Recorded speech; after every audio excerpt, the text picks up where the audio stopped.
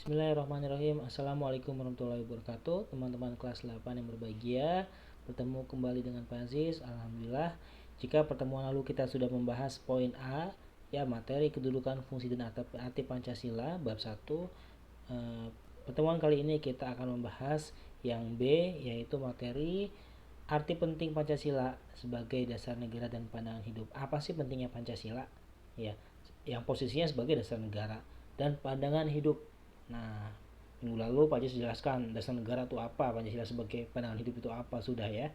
Pak Jis anggap sudah lewat, dan memang nilai dari pekerjaan yang teman-teman lakukan mengisi Google Form, ya, jawaban pilihan ganda itu alhamdulillah di atas KKM 80, bahkan banyak yang 100, walaupun ada satu atau dua orang yang masih di bawah KKM, tapi nggak masalah.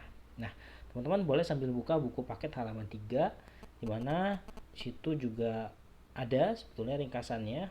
Nah, Pak Jis buat yang lebih ringkas lagi, karena buku yang sekarang, buku paketnya cukup tipis teman-teman, cukup tipis, sehingga ini Pak Jis buat materinya ada ringkasannya, ya. Teman-teman nanti Pak Jis akan berikan PowerPoint-nya sebagai panduan belajar. Nah, apa aja sih arti penting Pancasila sebagai dasar negara? Nah, kita lihat. Pertama, membentuk identitas atau jati diri bangsa. Apa identitas? Nah, identitas adalah sesuatu yang membedakan kita dengan orang lain, bangsa kita dengan bangsa lain. Nah, membentuk jati diri bangsa. Jati diri itu kekhasan, ya, khas banget gitu. Nah, Indonesia khasnya apa? Nah, Pancasila ini adalah khasnya Indonesia. Dilihat dari apa? Ya mungkin dari persatuannya, ada sila ketiga kan, persatuan orang Indonesia itu sangat kekeluargaan sekali. Nah, kemudian dengan gotong royongnya, ya, ada di sila ke berapa? Ke-5, ya. Ke-5. Nanti teman-teman boleh buka kalau masih ada, ya teman-teman. Pak Haji waktu itu pernah fotokopikan per kelas, ya, butir-butir Pancasila. Itu ada 45 butir Pancasila. Nah, teman-teman, itu wajib dihafalkan tuh apa aja sebutirnya. Nah, gotong royong ternyata masuk ke sila ke-5, keadilan sosial, walaupun juga berdekatan dengan sila persatuan gitu. Nah, itulah tadi kekhasan bangsa Indonesia, namanya Pancasila. Sehingga Pancasila diharapkan mampu membentuk identitas, jati diri kita itu ya Pancasila. Nah, karena di bangsa lain pun tidak ada Pancasila. Pancasila hanya ada di Indonesia. Itulah jati diri. Yang kedua, mengatasi berbagai pertentangan dan ketegangan sosial.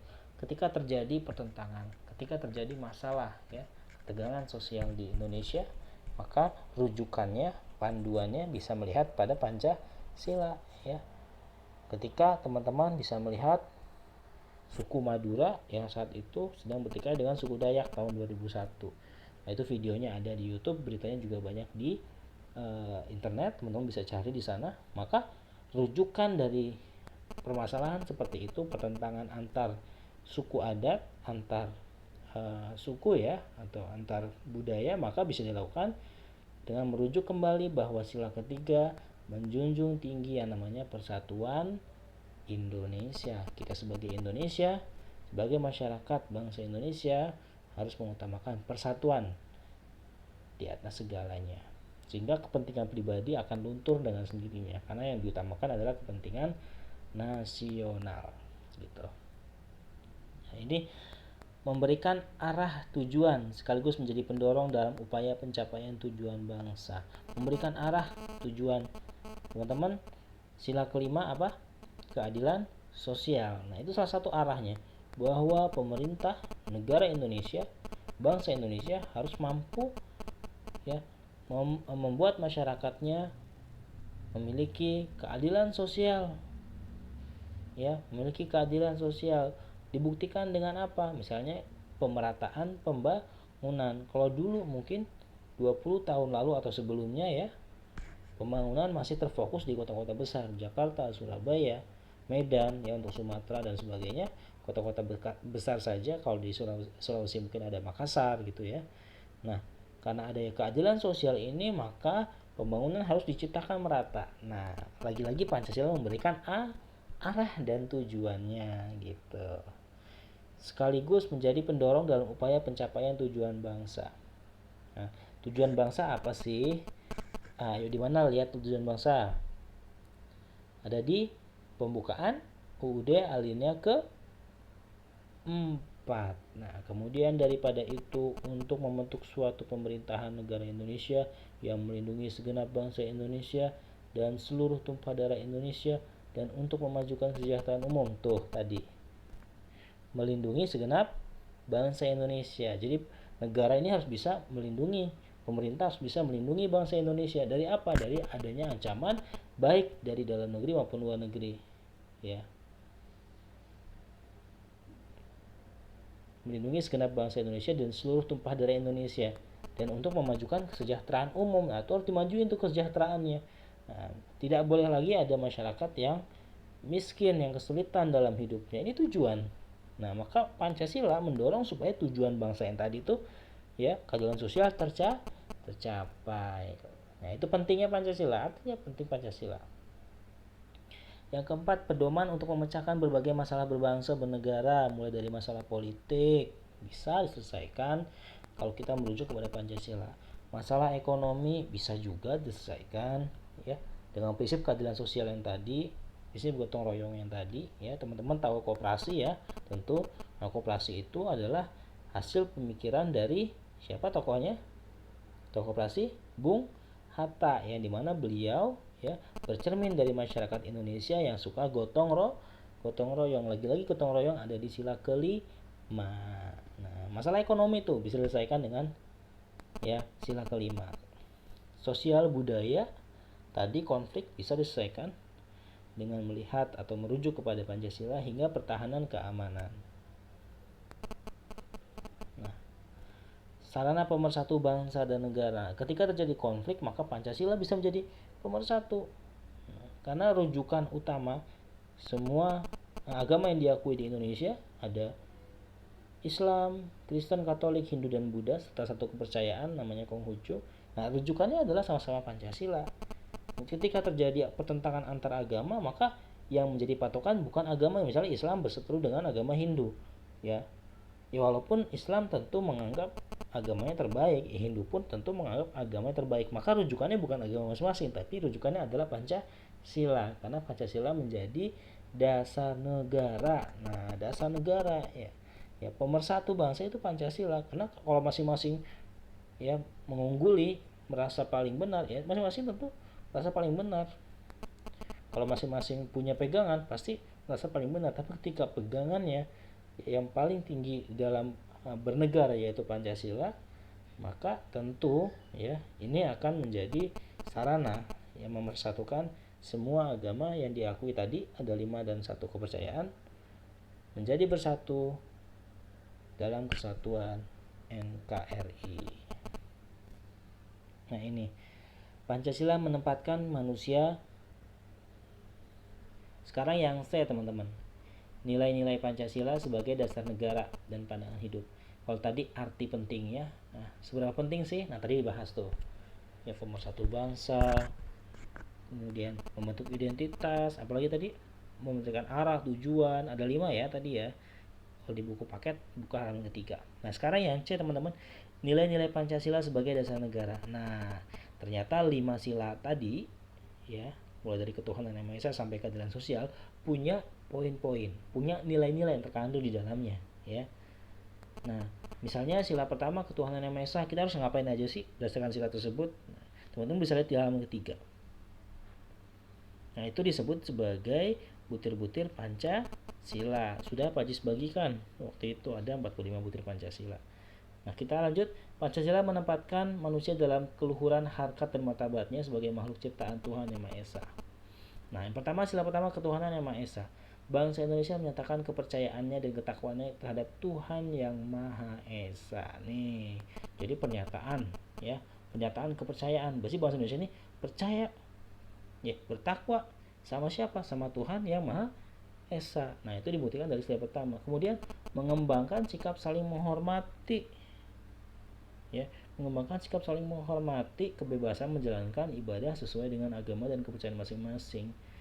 Nah, Islam dengan Buddha, ya, punya agama dan kepercayaan masing-masing, maka harus saling menghargai itu, harus saling menghormati kebebasan menjalankan agama.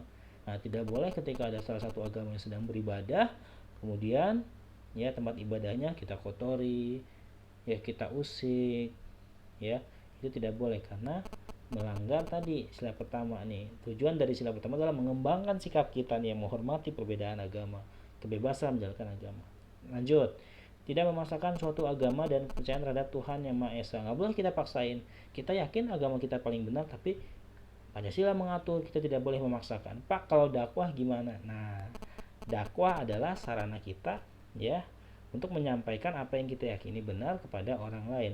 Ya, boleh, tapi jangan bersifat memaksa. Jangan sampai sifatnya memaksa karena nanti teman-teman akan bisa justru melanggar kebebasan beragama.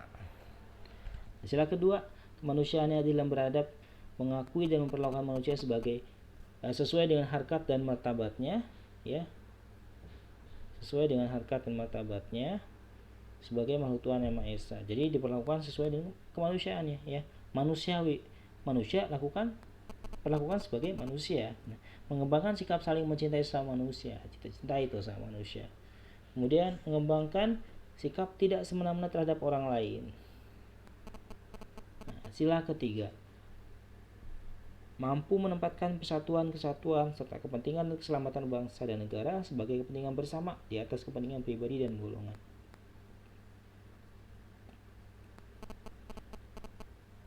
Ketika kita bicara tentang Indonesia, maka harusnya sudah hilang yang namanya kepentingan pribadi, sudah pudar yang namanya kepentingan golongan, yang adalah kepentingan nasional sebagai kepentingan yang utama. Baru setelah itu baru kepentingan pribadi dan golongan boleh.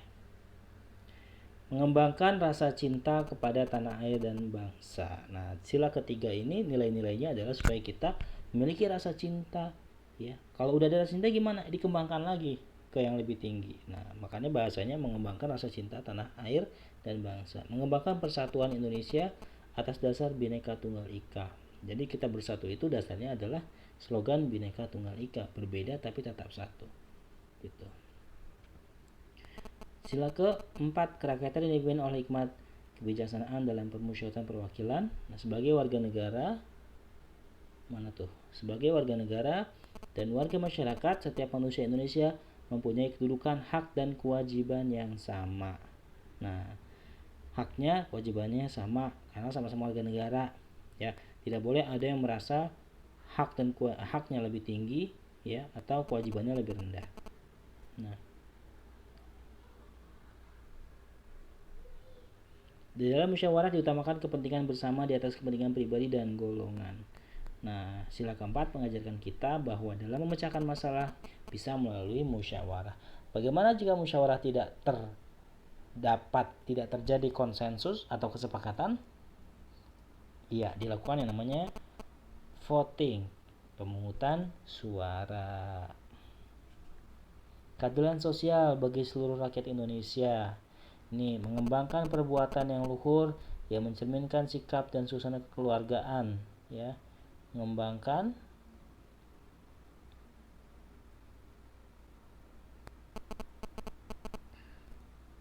sikap kekeluargaan dan kegotong royongan. Ya, jelas ya, kegotong royongan, kekeluargaan masuk sila kelima.